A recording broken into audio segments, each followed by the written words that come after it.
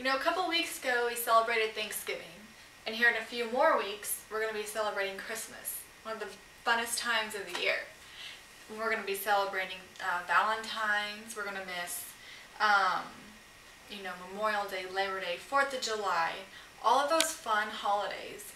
And for a lot of us, husbands and wives may be gone, someone's son or daughter, mom or dad, and all of these people I'm talking about are men and women fighting in the U.S. Army.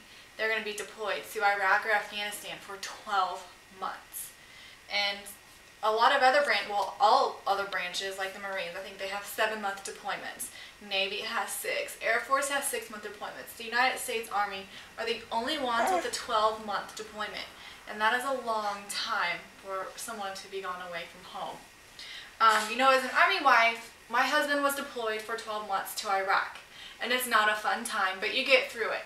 And I really think that those deployments need to be shortened and dwell time needs to be increased. Now, if you don't know what dwell time is, because before the Army I had no idea, dwell time is the period between deployments, while they're at home at garrison. So it's deployment, dwell time, deployment, dwell time.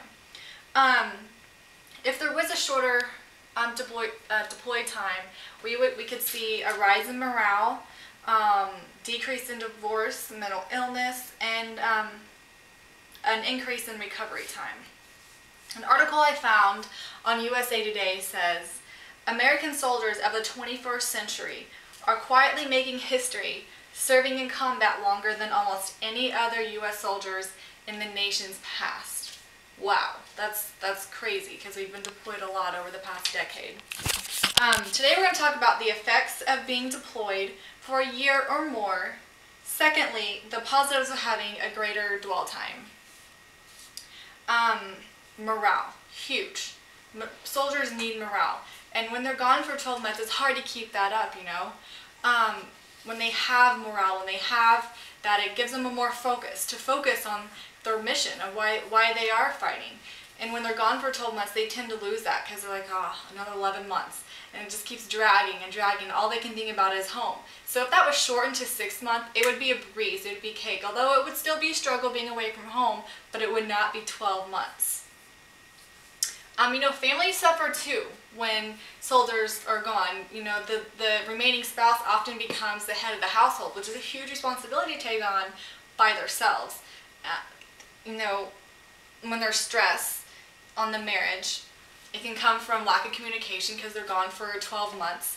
There's also, when there is stress, that causes strain, and strain causes arguments. Arguments lead to fights, and that leads me to the next statistic of divorce. Army has one of the highest divorce rates. Although the Army does give counseling, it's still because of that 12-month deployment that needs to be shortened. Another statistic from the Department of Defense states that divorce has had a consistent increase over the past 5 years. And over those 5 years, almost 4% of couples in the Army are divorced. And that number could keep rising if that dwell time, stays the same and the deployments, stay at 12 months also. When they're home for a longer period of time, it gives more time for R&R, more time to recoup. And when they have more time to recoup, on that next time they're out on that mission, they'll be ready to go. They won't be like, another 12 months. So the morale again, when they're home, it just boosts that morale. Morale is huge. And there was a story in the U.S. Times about a soldier who had racked up almost 42 months of deployment.